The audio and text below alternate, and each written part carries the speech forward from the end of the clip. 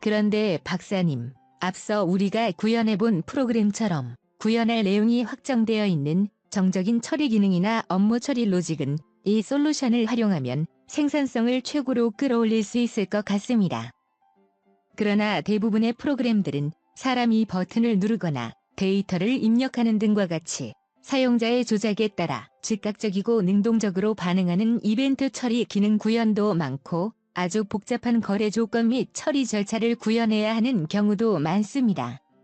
그런데 이런 동적 기능은 지금까지 설명해주신 GUI 방식의 아톰 객체를 활용해서는 구현하는 것이 쉽지 않을 것 같은데요.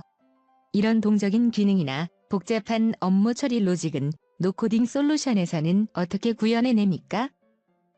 박 팀장님은 정말 경험도 많고 소프트웨어 공학적인 감각도 뛰어난 것 같습니다.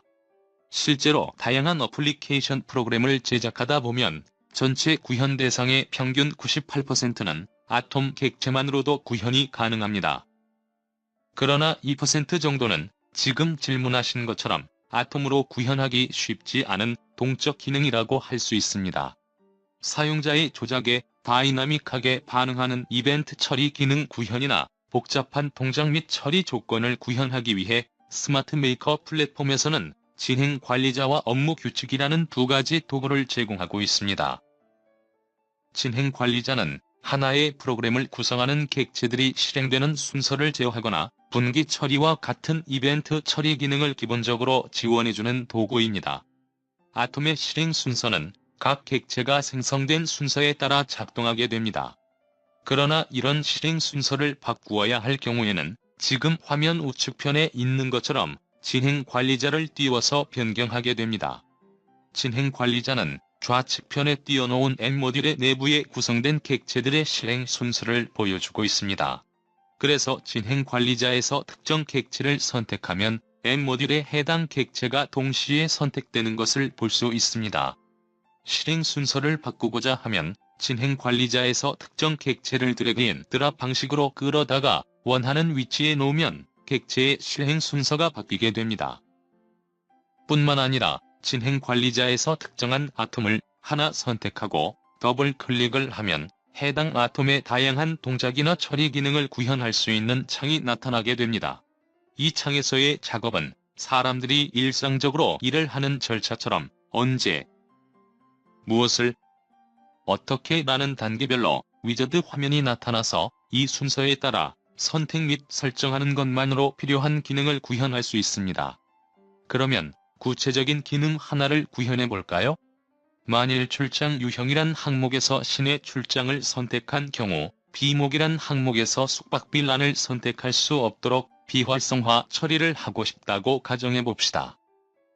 우선 진행 관리자에서 유형 항목을 선택하고 더블 클릭을 하면 나타나는 언제라는 창에서 맨 끝에 유형에서 항목 선택을 변경하면 이라는 실제로 작동할 시점, 즉 이벤트를 선택합니다.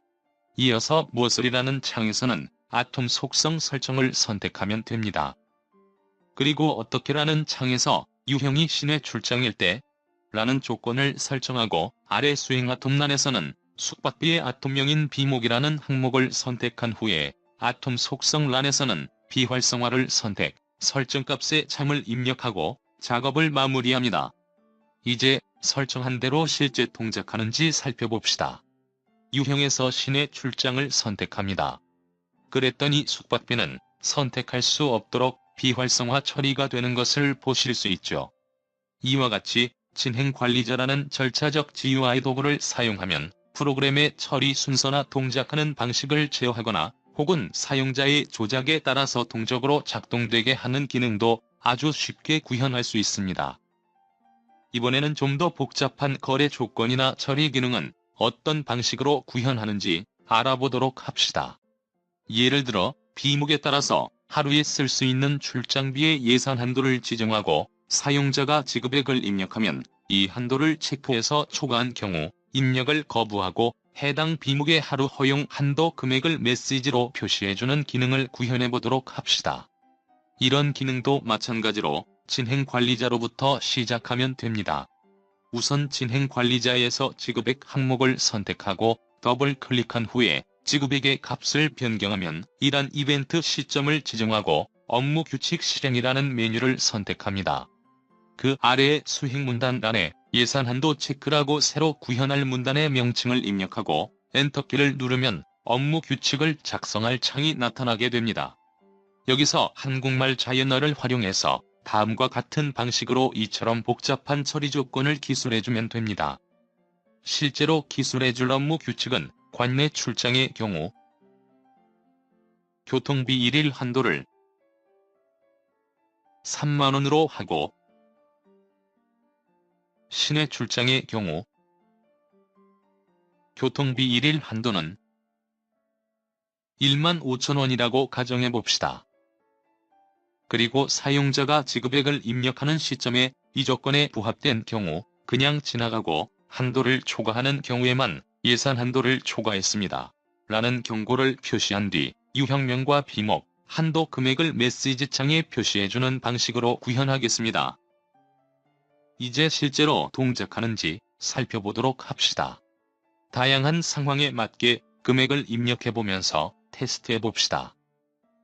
아무 문제 없이 작동되는 것을 발견할 수 있습니다.